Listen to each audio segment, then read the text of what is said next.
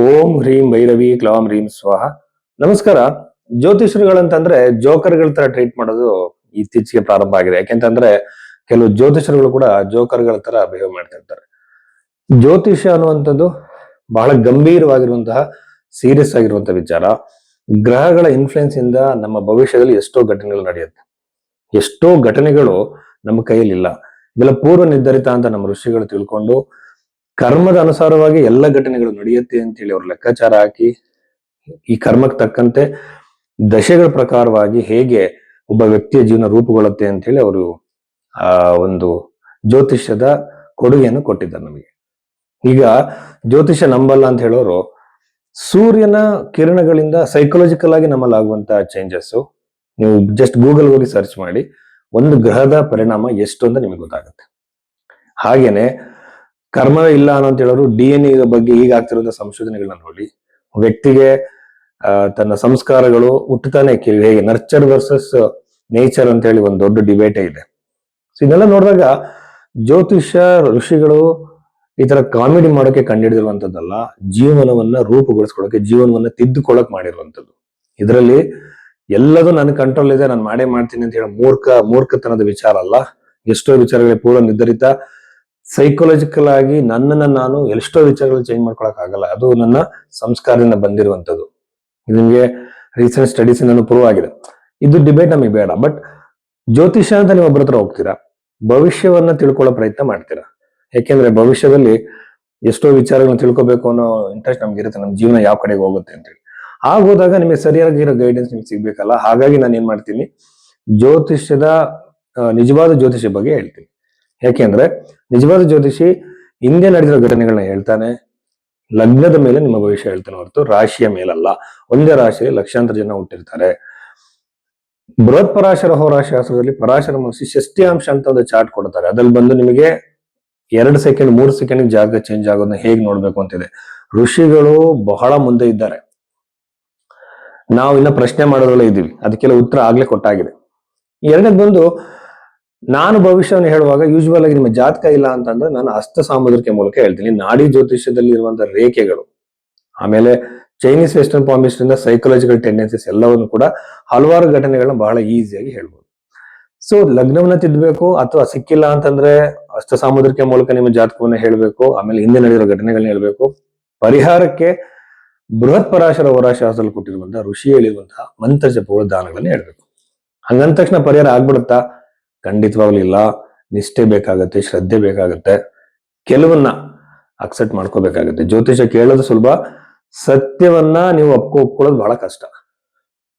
ಅದಕ್ಕೊಂದು ಧೈರ್ಯ ಬೇಕಾಗುತ್ತೆ, ಅವಾಗ ಮಾತ್ರ ಭವಿಷ್ಯ ಕೇಳಬೇಕು. ಸೊ ಇಷ್ಟೆಲ್ಲ ಸೀರಿಯಸ್ ಆಗಿರೋ ವಿಚಾರಗಳಿದೆ. ಸೊ ಈ ಬಗ್ಗೆ ನಿಮ್ಮ ಜಾತಕವನ್ನು ನೋಡ್ಬೇಕು ಅಂದ್ರೆ ಖಂಡಿತ ನ್ಯೂಮರಾಲಜಿಸ್ಟ್ ಗಳ ಹತ್ರ ಹೋಗ್ಬೇಡಿ. ಸಂಖ್ಯಾಶಾಸ್ತ್ರಜ್ಞರು, ಆಮೇಲೆ ಕರಂಗುಲಿ ಮಾಲ ಬಗ್ಗೆ ಹೇಳೋರು, ಜೆಮ್ಸ್ಟೋನ್ಸ್ ಹೇಳೋರು, ಹೆಸರು ಚೇಂಜ್ ಮಾಡ್ಕೊಳ್ಳೋರ ಹತ್ರ ಹೋಗ್ಬೇಡಿ.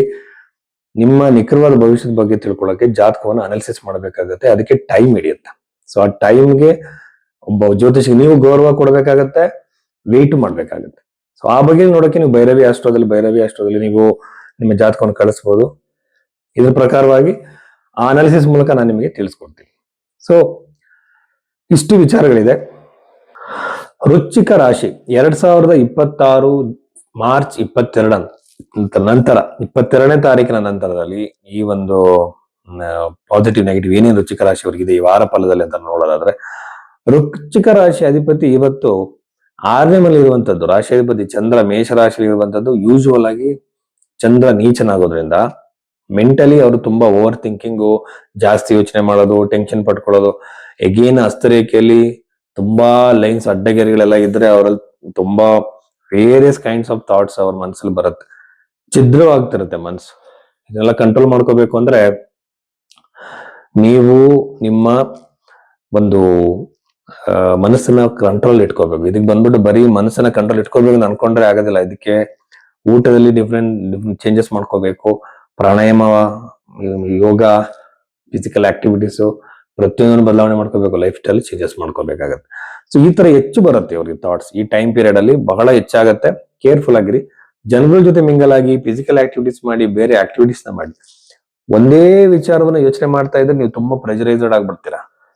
ಸ್ವಲ್ಪ ಹೊರಗಡೆ ಬನ್ನಿ. ಈಗ ಒಂದು ಲೋಟಕ್ಕೆ ನೀರ್ ಹಾಕಿ ಕೈಯಲ್ಲಿ ಇಟ್ಕೊಳ್ಳಿ.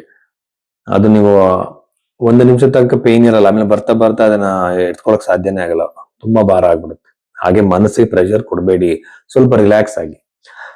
ಪಂಚಮ ಭಾವದಲ್ಲಿರುವ ಗ್ರಹಗಳನ್ನ ನೋಡ್ತಾ ಇದ್ರೆ, ನೀವು ಹೊಸ ಕೋರ್ಸ್ ಮಾಡ್ತಿದ್ರೆ, ನೀವು ಸ್ಟೂಡೆಂಟ್ಸ್ ಆಗಿದ್ರೆ, ಎಕ್ಸಾಮ್ ಬಂದು ಜಾಬ್ ಪರ್ಪಸ್ ನೀವು ಮಾಡ್ತಾ ಇದ್ದೀರಾ ಅಂತಂದ್ರೆ ಅಲ್ಲಿ ಸಕ್ಸಸ್ ಸ್ಕೋರ್ ಜಾಸ್ತಿ ಸಿಗೋ ಸಾಧ್ಯತೆ, ಪ್ರೋಗ್ರೆಸ್ ಖಂಡಿತವಾಗ್ಲೂ ಇದೆ. ಪಂಚಮ ಸ್ಥಾನದಲ್ಲಿ ಇರುವಂತ ಗ್ರಹಗಳನ್ನ ನೋಡ್ತಾ ಇದ್ರೆ ಅಗೇನ್ ಮೆಂಟಲಿ ನೀವು ಡಿಸ್ಟರ್ಬ್ ಆಗ್ತೀರಾ, ಕೇರ್ಫುಲ್ ಆಗಿರಿ. ಚತುರ್ಥದಲ್ಲಿರುವಂತಹ ಗ್ರಹಗಳನ್ನ ನೋಡ್ತಾ ಇದ್ರೆ ಕುಟುಂಬದಲ್ಲಿ ಏನಾದ್ರು ಒಂದು ಕಿರಿಕಿರಿ, ಟೆನ್ಷನ್, ನಿಮಗೆ ಗೊತ್ತಿಲ್ಲದೆ ಜಗಳಗಳು, ಇನ್ನೊಂದು ನೀವು ಅದರಲ್ಲಿ ಇನ್ವಾಲ್ವ್ ಆಗಿರಲ್ಲ ಅಥವಾ ನಿಮ್ಗೆ ಇಷ್ಟ ಇರಲ್ಲ, ಅದ್ರಲ್ಲಿ ನೀವು ಸೇರ್ಕೋಬೇಕಾಗತ್ತೆ. ಮನೆಯಲ್ಲಿ ಒಂದು ಪ್ರಕ್ಷುಬ್ಧವಾಗಿರುವಂತಹ ಒಂದು ನೆಗೆಟಿವ್ ಆಗಿರುವಂತಹ ವಾತಾವರಣ ಕ್ರಿಯೇಟ್ ಆಗ್ಬೋದು, ಜಾಗ್ರತೆಯಿಂದ ನೀವು ಇರಬೇಕಾಗತ್ತೆ. ಆಮೇಲೆ ಎಗೇನ್ 4th ಇಂದ 10th ಕನೆಕ್ಷನ್ ಇರೋದ್ರಿಂದ ಏನಾಗುತ್ತೆ ಅಂದ್ರೆ ಉದ್ಯೋಗದಲ್ಲೂ ಕೂಡ ನಿಮಗೆ ಶತ್ರುಗಳು, ಉದ್ಯೋಗ ಮಾಡುವಂತ ಸ್ಥಳದಲ್ಲಿ ಶತ್ರುಗಳು, ಜಗಳಗಳು, ಕಿರಿಕಿರಿಗಳಾಗತ್ತೆ. ನೀವು ಇಷ್ಟು ದಿನ ತಾಳ್ಮೆಯನ್ನ ಇಟ್ಕೊಂಡ್ ಬಂದಿದ್ರಿ, ನೀವು ಆತರ ವ್ಯಕ್ತಿ ಅಲ್ಲ. ಆ ತಾಳ್ಮೆಯನ್ನ ಒಡೆಯುವಂಥದ್ದು, ತಾಳ್ಮೆಯ ಒಂದು ಮಿತಿಯನ್ನ ಮೀರೋ ಹಾಗೆ ಅವ್ರು ಬಿಹೇವ್ ಮಾಡ್ತಾರೆ.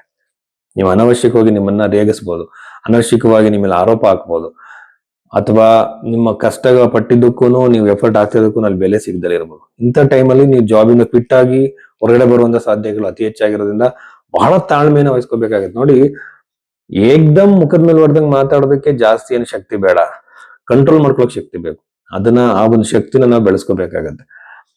ಯಾರೋ ಮೂರ್ಖರಿಗೆ, ಯಾರೊಬ್ಬ ವ್ಯಕ್ತಿಗಳಿಗೆ ಒಂದು ಚೂರು ಬುದ್ಧಿ ಇಲ್ಲದೆ ಇರುವಂತವ್ರಿಗೆ ನಾವ್ಯಾಕೆ ತಲೆ ಕೆಡ್ಸ್ಕೋಬೇಕು, ಅವ್ರಿಗೆ ಯಾಕೆ ಅಷ್ಟೊಂದು ಬೆಲೆಯನ್ನು ಕೊಡಬೇಕು, ಅವ್ರ ಮಾತಿಗೆ ಯಾಕೆ ಅಷ್ಟೊಂದು ಪ್ರಾಮುಖ್ಯತೆ ಕೊಡಬೇಕು ಅಲ್ವಾ?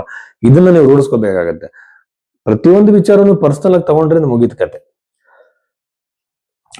ಮನುಷ್ಯರನ್ನ ಒಂದು ವಸ್ತುಗಳ ತರ ನೋಡೋದನ್ನ ಅಭ್ಯಾಸ ಮಾಡ್ಕೊಳ್ಳಿ. ಅವ್ರಿಗೆ ಜೀವವಿರುವಂತ ನಿರ್ಜೀವ ವಸ್ತುಗಳ ತರ ನೋಡಿದಾಗ ದೂರದಿಂದ ಅವ್ರನ್ನ ಅಬ್ಸರ್ವ್ ಮಾಡಬಹುದು.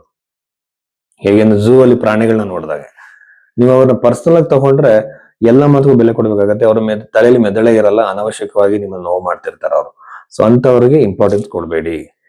ಸೊ ಇದು ವೃಶ್ಚಿಕ ರಾಶಿಯವರಿಗೆ ಸಂಬಂಧಪಟ್ಟಂತೆ ಉದ್ಯೋಗದಲ್ಲಿ ನೆಗೆಟಿವ್ ಆಗಿರುವಂತದ್ದು ಚೇಂಜಸ್ ಇದೆ. ಯಾವುದೇ ಕಾರಣಕ್ಕೂ ಹೊಸ ಉದ್ಯೋಗಕ್ಕೆ ಟ್ರೈ ಮಾಡಿ, ಬಟ್ ಈಗ ಕ್ವಿಟ್ ಮಾಡೋಕೆ ಒಳ್ಳೆ ಸಮಯ ಅಲ್ಲ. ಟ್ರಾನ್ಸ್ಫರ್, ಪ್ರಮೋಷನ್ ಎಲ್ಲದರಲ್ಲೂ ಕೂಡ ನಿಮ್ಗೆ ಅನವಶ್ಯಕ ಕಿರಿಕಿರಿಗಳಾಗತ್ತೆ. ಬಟ್ ಬಿಸ್ನೆಸ್ ನ ನೀವು ಮಾಡ್ತಾ ಇದ್ರೆ ಲಾಭ ಕಡಿಮೆ ಇದ್ರೂ ಸಹ ಒಂದು ಒಳ್ಳೆ ಮೂವ್ಮೆಂಟ್ ನಿಮಗೆ ಸಿಗತ್ತೆ. ಆಮೇಲೆ ಪ್ರಾಪರ್ಟಿ ಖರೀದಿಗೆ ಒಳ್ಳೆ ಸಮಯ ಅಲ್ಲ, ಪ್ರಾಪರ್ಟಿನ ಮಾರೋದಕ್ಕೂ ಒಳ್ಳೆ ಸಮಯ ಅಲ್ಲ. ಸ್ವಲ್ಪ ಟೈಮ್ ಅನ್ನ ವಹಿಸಿ, ಯಾಕೆಂದ್ರೆ ಇದು ಮಾರ್ಬೇಕು ಅಂತ ನೀವು ಅನ್ಕೊಳ್ತಿದ್ರೆ ಇದು ಒಳ್ಳೆ ಸಮಯ ಅಲ್ಲ. ಅನ್ಕೊಂಡಂತ ಲಾಭ ನಿಮಗೆ ಬರಲ್ಲ. ತಗೋಬೇಕು ಅಂತಿದ್ರು ಕೂಡ ಅದು ಒಳ್ಳೆಯ ಸಮಯ ಅಲ್ಲ. ಆಮೇಲೆ ನಿಮಗೆ ಪಿತ್ರಾರ್ಜಿತವಾಗಿ ಏನೋ ಒಂದು ಪ್ರಾಪರ್ಟಿ ಬರೋ ಸಾಧ್ಯತೆ, ಅದು ಮಾತ್ರ ನಿಮಗೆ ಬಹಳ ಅನಾಯಾಸವಾಗಿ ಈಸಿಯಾಗಿ ಬರ್ಬೋದು. ಕೋರ್ಟ್ ಮೆಂಟಲ್ ಹತ್ತಿದೆಯೋ ಇನ್ನೊಂದು, ಬಟ್ ನಿಮಗೆ ಅದು ಬಹಳ ಸುಲಭವಾಗಿ ಕೈ ಸೇರುತ್ತೆ. ಸೊ ಇಷ್ಟು ವಿಚಾರಗಳು ವೃಶ್ಚಿಕ ರಾಶಿಯವರಿಗೆ ಸಂಬಂಧಪಟ್ಟಿವೆ.